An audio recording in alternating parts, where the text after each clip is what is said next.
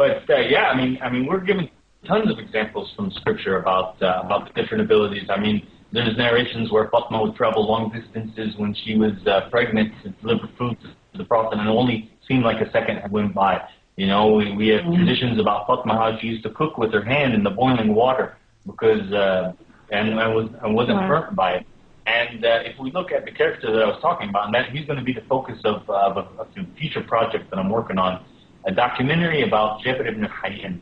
And Jabir ibn Hayyan, he was an alchemist, and his alchemical workings focused around the concept of takween. And if you look on Wikipedia, it talks about what is takween, and then it was basically the artificial creation of life. And he composed for the Caliph Harun al-Rashid a book which had in it not spells but recipes for how to artificially create life of scorpions, of different animals, even of human beings, kind of like the golem concept.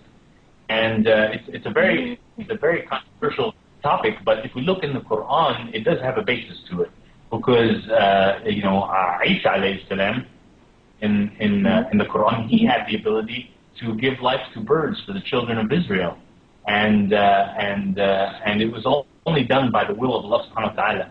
And that's also what Jabir ibn Hayyan was saying, that it is possible, but it is God that's creating. It's only through the will of God, but that the ability of takween is something that's very real. And I encourage everybody to look it up on Wikipedia. It's a very interesting thing. And when we look in narrations of both Sunni and Shia sources, you see things that speak takween.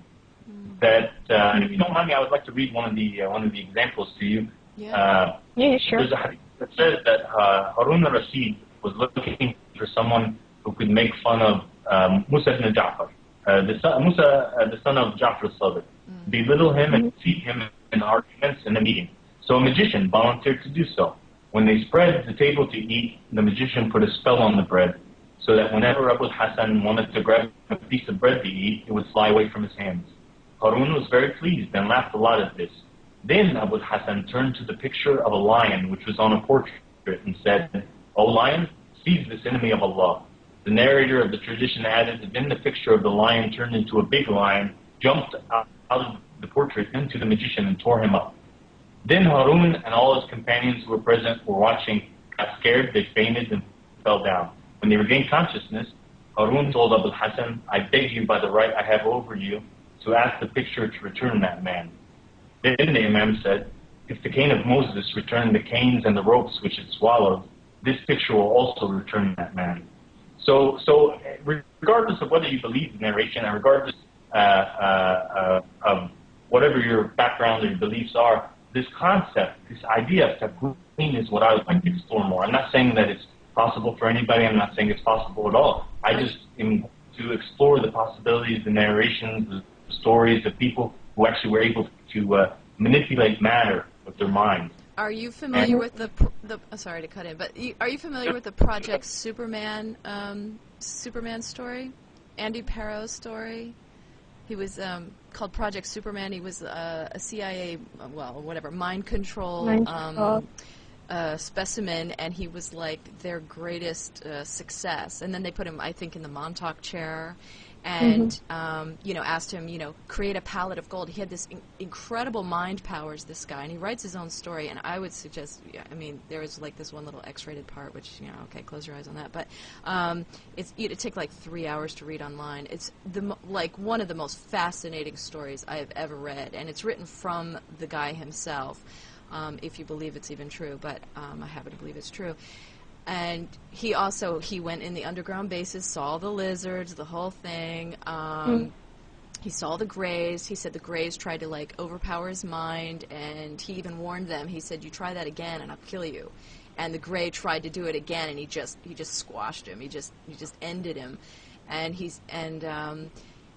it's just a fascinating story, but they put him in the Montauk chair, I believe, and then they say, "Okay, create a palette of gold for us." And he creates a palette of gold. No, he says, "I can do better than that." And they're like, "Okay, go for it." These are the government guys, and he said total Nazis. These guys some of them were Germans. It's just, you got to read this story. But And then he says, like, he creates like this, like, like a treasure chest you see in the cartoons, just dripping with jewels and stuff and big diamonds and stuff. And then another time they said they put him in the chair, and then they were like warned him. They were like, do not create that beast that you created that other time, because one time he created like this monster that almost almost tore the place apart, and they had to tell him, no, put it away. But very fascinating story, and it goes into like everything you talk about in the whole Dajjal series. I mean, it touches like on so many of those things, about the power of the mind and the power to, like you say, manipulate matter. And I'm wondering, are we going to go there? And then that makes me think of so many things I want to say. Gosh. Have you ever heard of the Anastasia Ringing Cedars series, a series of books? I don't know if you've probably not heard of that. No? No, I haven't. Please send me the names and links to these books that you're talking about afterwards, because I'm very much interested in exploring this. Okay. These books they're becoming bestsellers all over the world, and I really want you to read it, because I think there's a trick in the middle of the whole thing. But I would say 99.9% of these books are just amazing and inspiring, and it's like this woman, and she's just talking about, like, if we could all purify. She lives in the middle of the taiga forest, the biggest forest in the middle of Siberia, with nothing. She doesn't have a house. She doesn't even have, like, proper clothing. And she's just saying mankind has completely lost their abilities through the ages. My people have remained pure because, when, just evil was spread all over the place, we were in the middle of this forest, and we've been able to remain pure and connected with God. And you wouldn't believe the abilities you guys have. She can, like, astrally project, and she can go, visit, aliens on planets and see what they're doing and all these things. And then she kind of explains all this stuff in the book. Now, okay, most of the people listening to me are like, oh, this woman is just crazy, but I don't care. Anyway, these are best-selling books, which to me is a huge sign in and of itself, because these books are not advertised. The fact that these books have all this amazing information and saying these very things that we're talking about are becoming bestsellers the world over is a huge sign of the transition that, we must be headed for, We wanted to talk about, also about, the final battle, okay, I'm a mommy, and, when you see pictures of babies burning or something, it just, of course, it just tears you up. And I think about, the final battle, and we're always talking about guns and guns and guns, right? And it's like this fight fire with fire, and guns are what? Firepower. Okay, Shaitan is made from fire. Is there not another solution, a water that we can throw on this fire, it's not this final battle. I see this final battle almost like a Star Wars battle, an energetic battle of the will of men and the power of the mind and the purity of the mind, and I don't know. Speak on that if you can.